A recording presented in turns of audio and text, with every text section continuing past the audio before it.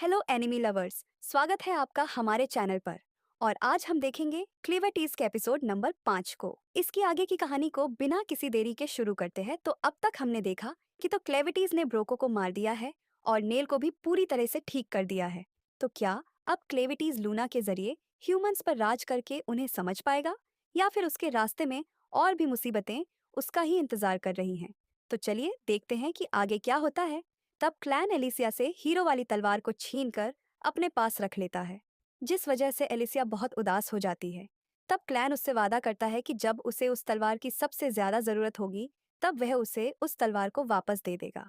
तब नेल चलने की सारी तैयारी करके वहां पर आ जाती है, और नेल को देखकर एलिसा को समझ नहीं आ रहा होता कि आखिरकार वह इतना भार कैसे उठा पा रही है। और वह यह सोच रही होती है कि क्या क्लैन नेल के बॉडी पार्ट्स को किसी ताकतवर बंदे की बॉडी पार्ट से बदल दिया है।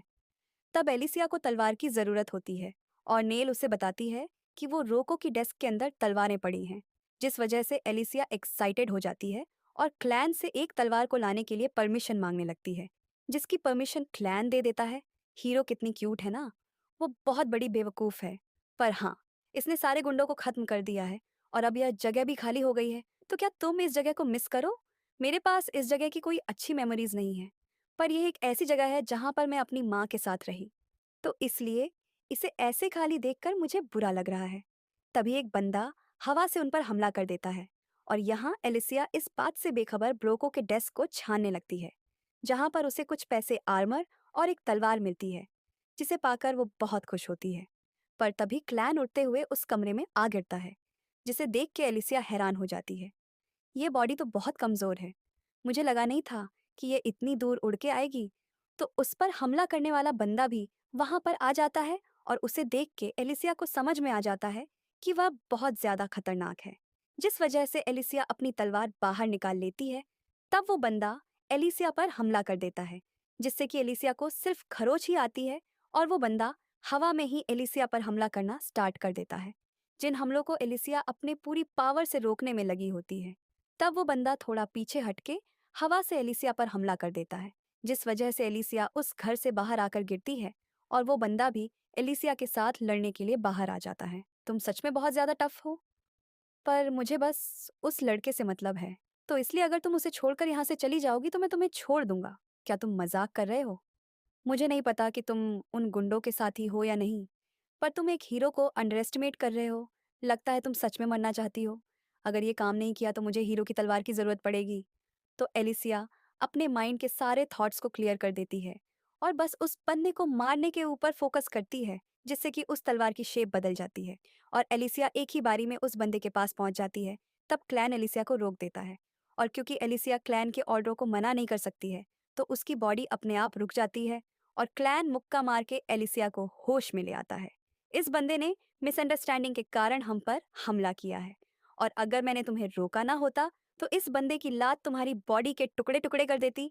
तब हमें पता चलता है कि वो बंदा वहां पर वो रोको को ढूंढते हुए आया होता है, क्योंकि उसे किसी ने बताया होता है कि वहां पर एक बंदा है जो कि डार्क बीस्ट को कंट्रोल करता है, और नेल में से उसी डार्क बीस्ट की खुशबू आ रही होती है, जिस वजह से उसे लग रहा होता है कि वो क्लैन नहीं है जो कि डार्क बीस्ट को कंट्रोल कर रहा है।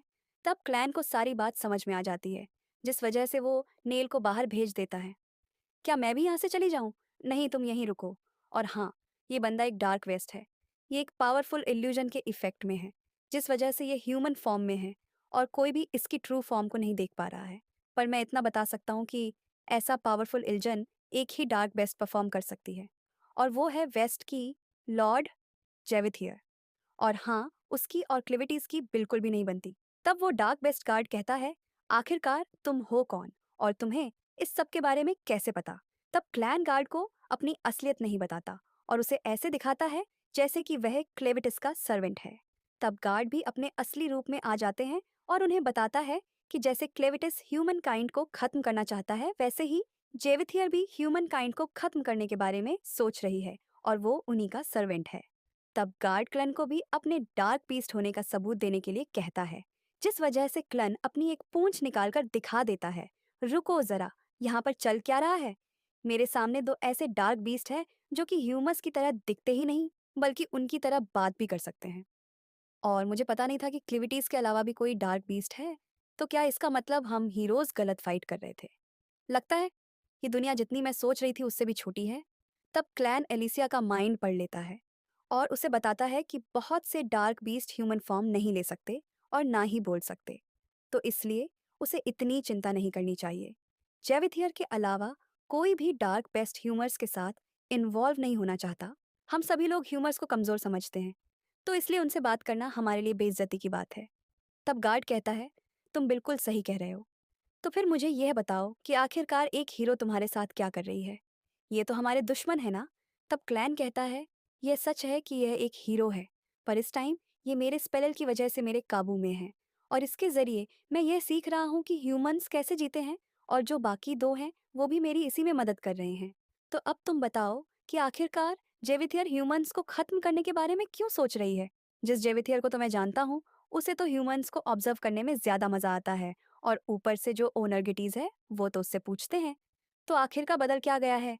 तब गार्ड उन्हें बताता है कि उसे 3 दिन पहले एहसास हुआ था कि कुछ डार्क बीस्ट के बच्चे गायब हो गए हैं और वहां पर उसे एक पोर्शन मिला था, जिस वजह से उसे लगता है कि ह्यूमंस इसमें इन्वॉल्व हैं।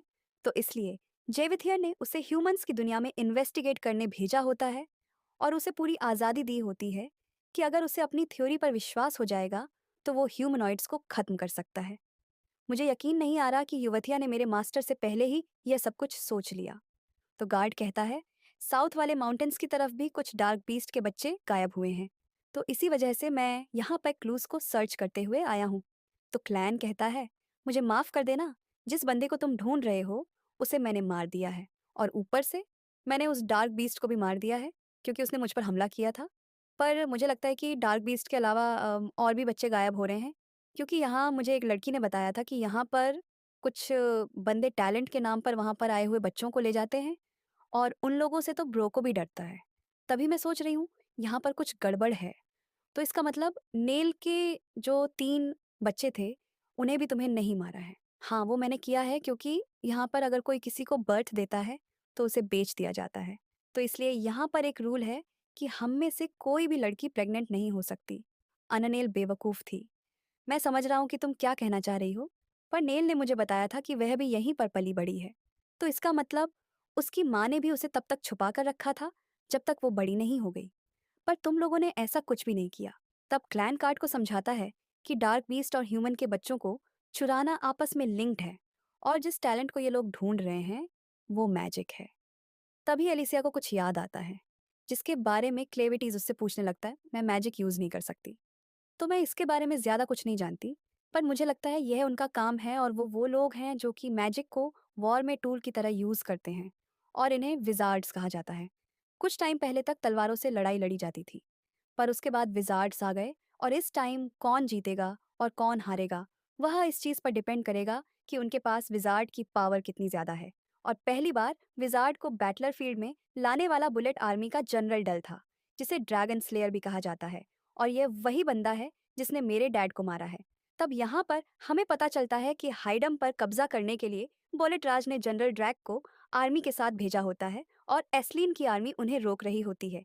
तब हम यहाँ पर एस्लिन का कैंप देखते हैं, जहाँ पर हमें वहाँ पर उनका कमांडर रड दिखाया जाता है। वाक, कैसे हालात है मिगिल? हमारी एडवांस फोर्स खत्म हो चुकी है और जनरल रेल अपनी आर्मी के साथ साउथ की तरफ बढ़ रहे हैं और इस टाइम उनकी संख्या 500 है। तो इसका मतलब वो लोग सच में हाइड्रन पर कब्जा करना चाहते हैं और हम लोग यहाँ पर सिर्फ 6000 है और हम लोग उनका मुकाबला नहीं कर सकते और रीइंफोर्समेंट को आने में भी 3 दिन लगेंगे। 12 की आर्मी इस टाइम हाई गेट की तरफ बढ़ रही है और हाई गेट ईस्ट में बड़ा है और वेस्ट में छोटा। तो इसलिए अगर हम वेस्ट गेट से अंदर घुस जाएंगे तो हम गेट को सील कर सकते हैं, जिससे कि हमें उनसे लड़ने का मौका मिल जाएगा। पर इसके लिए हमें हडन का साथ चाहिए और हमें अभी तक वहां से कोई जवाब नहीं मिले। क्या यह बात सच है? किसने हाइडन पर हमला कर दिया? अगर ड्रेल यहाँ पर आया है तो पक्का यह बात सच होगी और उन्हें रॉयल फैमिली की उस फोर्स की तलाश है जहाँ पर वो जादुई हथियार बनाए जाते हैं। और अगर उनके हाथ वो लग गया तो जो हमारे पास जादुई हथियार है वो भी हमसे छीन जाएंगे। हिडन फैमिली का वो फोर्स बहुत पुरानी मैजिकल आइटम है और जो भी लोग मैजिक पर रिसर्च करते हैं उनके लिए वो हासिल करना बहुत ज़रूरी है। तभी उन्हें एक खबर मिलती है कि हाई वॉल के ईस्ट का गेट खुल चुका है और हम देखते हैं उसे खोलने वाला एक विजार्ड मिनार्ड होता है, जो कि ड्रेल का साथी होता है और वो लोग हाइड्रन के बारिश को ही ढूंढ रहे होते हैं जो कि इस टाइम क्लैन के पास होता है। और ऊपर से मेनार्ड को उन गुंडों की वजह से यह पता लग गया होता है कि क्लैन और उस हाइड्रेंट का ग्रॉयल ब्रेड कहाँ पर है, जिस वजह से डल उनके पीछे मेनार्ड को भेज देता है क्योंकि वो उनका सबसे स्ट्रांगेस्ट विजार्ड होता है। और गाइस, इसी के साथ ये एपिसोड खत्म हो जाता है। मैं मिलती हूँ आपसे बहुत ही जल्द अगले वीडियो के साथ।